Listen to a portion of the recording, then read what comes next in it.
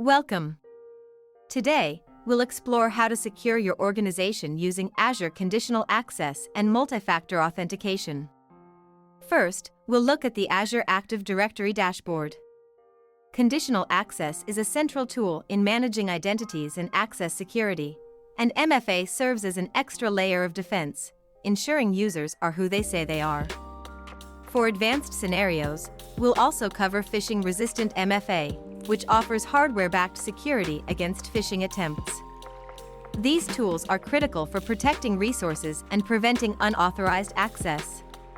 Let's get hands-on with conditional access policies. Start by opening Azure AD in the Azure portal and navigating to Security Conditional Access. Here, we'll create a basic policy that requires MFA for users accessing sensitive resources.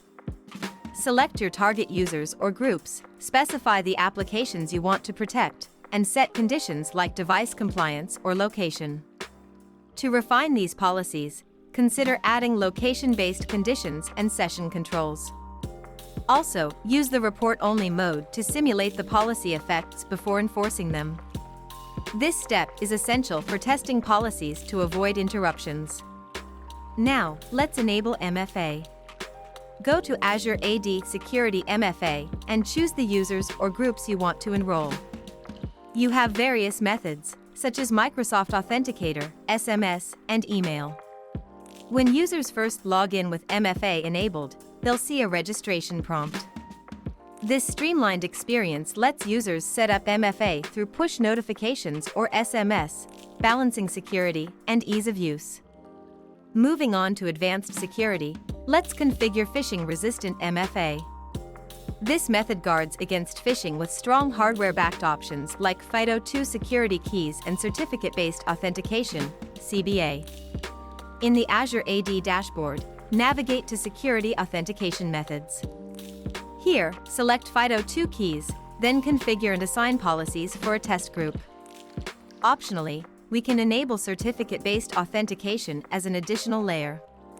These methods provide higher security for critical applications.